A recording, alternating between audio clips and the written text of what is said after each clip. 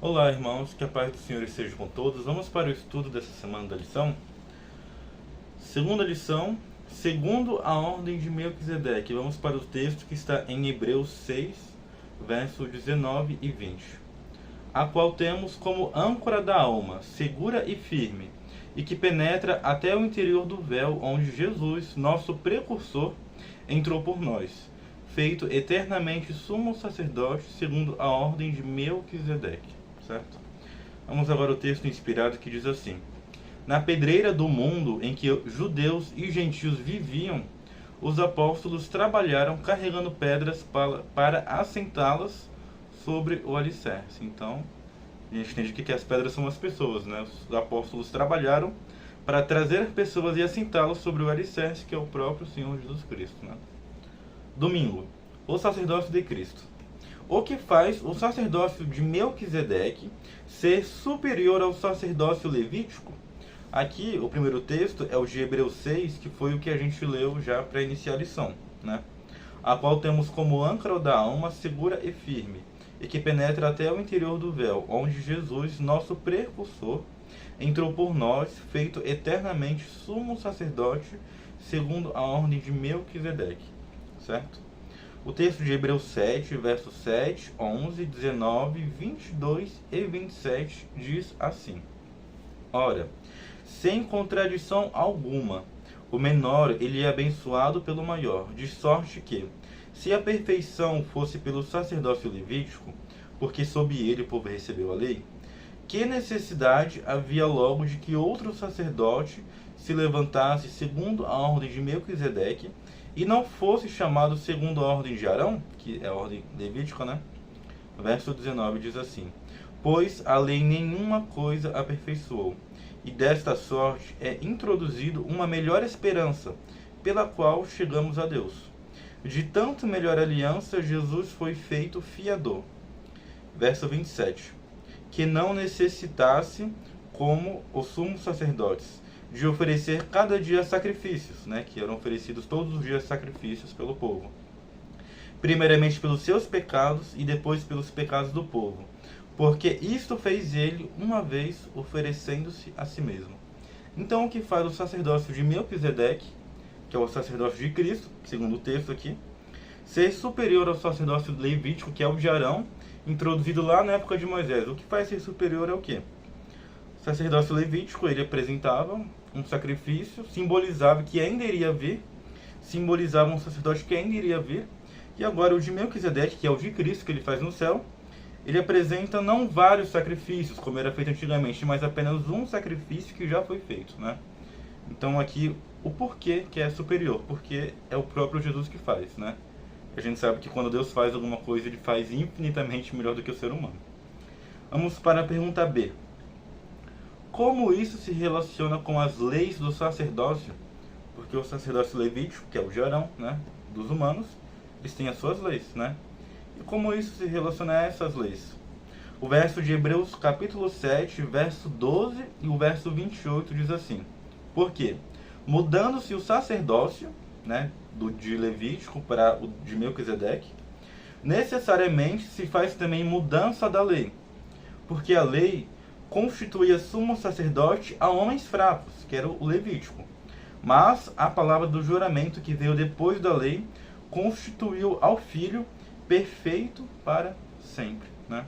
Então as leis mudaram, mudou-se o tipo de sacerdócio, mudou-se algumas leis, muitas das leis, né?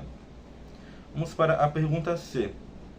Que profecia revela que essa mudança ela foi planejada e como sabemos que ela se refere apenas a Jesus? Então, uma profecia antes disso acontecer, né? Como sabemos que ela se refere apenas a Jesus também, né? O verso de Salmo 110, verso 1 e verso 4 diz assim: disse o Senhor ao meu Senhor: assenta-te à minha mão direita, até que ponha os teus inimigos por escabelo dos teus pés. Verso 4. Jurou o Senhor e não se arrependerá. Tu és um sacerdote eterno, segundo a ordem de Melquisedeque. Então aqui é o próprio salmista falando, né? Bem antes de Jesus aparecer, referindo-se a Jesus. Atos 2, 34 a 36 diz assim: porque Davi não subiu aos céus, Mas ele próprio diz, que é o verso que já lemos agora: diz o Senhor ao meu Senhor, assenta-te à minha direita, até que ponha os teus inimigos por escabelo dos teus pés. Saiba, pois, com certeza, toda a casa de Israel, que a esse Jesus, a quem vós crucificastes, Deus o fez Senhor e Cristo. Então aqui Paulo, ele confirma o que Davi disse lá atrás e apontou que esse sacerdote era o próprio Senhor Jesus Cristo, né? E em Hebreus, capítulo 6, verso 20, diz assim: onde Jesus, nosso precursor, entrou por nós, feito eternamente sumo sacerdote, segundo a ordem de Melquisedeque, né? Então aqui são vários textos confirmando isso, né? Que Jesus agora, ele é o nosso sumo sacerdote, segundo a ordem de Melquisedeque, né? Segundo essa ordem, né? Sabemos que os antigos, antes de Jesus, eram segundo a ordem de Arão, né? Os levitas, e agora foi feito o real sacrifício por Cristo na cruz, e entrou-se um novo sacerdócio, né? Que do qual Jesus é o próprio sumo sacerdote. Vamos ler agora a nota que diz assim: o sumo sacerdote era designado para representar de modo especial a Cristo, o qual se tornaria sumo sacerdote para sempre, segundo a ordem de Melquisedeque. Essa ordem de sacerdócio não devia passar a outra, nem ser substituída por outra. A gente sabe que o primeiro foi Arão, a ordem levita, né? Arão morreu, veio os filhos e assim foi as gerações, né? Até ao último, né? Um passava para o outro, só que dessa vez não, agora é apenas um e não vai passar para outra pessoa, né? É sempre Jesus, porque Jesus não morre, então não tem como passar, né? Segundo parágrafo diz assim: quando Cristo morreu na cruz, clamando em alta voz, está consumado, ele completou a sua obra. O caminho estava aberto, pois o véu havia se partido em dois. Agora, o ser humano podia se aproximar de Deus sem a necessidade de apresentar ofertas de sacrifício, nem de usar o serviço dos sacerdotes terrestres. O próprio Cristo se tornou um sacerdote eterno, segundo a ordem de Melquisedeque. O céu era o seu lar. Ele veio a este mundo para revelar o Pai. Sua obra no campo de sua humilhação e conflito estava agora concluída e ele subiu aos céus, né? Interessante o que fala que o véu foi partido. Antigamente, antes de Cristo morrer, quando ainda eram os levitas, né, o tempo deles, o sacerdócio deles, as pessoas cometiam pecado, levavam o cordeiro representando Cristo, o cordeiro era morto e o sacerdote intercedia com ele perante Deus, né? Só que agora o sacrifício já foi feito, Cristo já morreu e o próprio Jesus intercede por nós perante o Pai, né?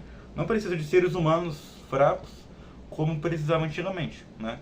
Então nós dirigimos nossas orações aos céus e o próprio Cristo, como sumo sacerdote nosso, ele apresenta o sacrifício já feito, né? Intercede por nós perante o Pai, como os levitas faziam antigamente, né? Só que agora é o próprio Jesus que faz. Que Deus nos abençoe nessa lição, né? Para alguns talvez tenha sido um pouco mais difícil ou não, mas é a Bíblia, irmãos. De pouquinho em pouquinho a gente vai aprendendo, né? Eu mesmo não entendia muito bem sobre isso, mas ao estudarmos a palavra de Deus, os versos da Bíblia, a gente entende um pouco mais sobre o sacerdócio, né? Que Deus nos abençoe e nos capacite para aprendermos cada dia mais. Que Deus nos acompanhe. Amém.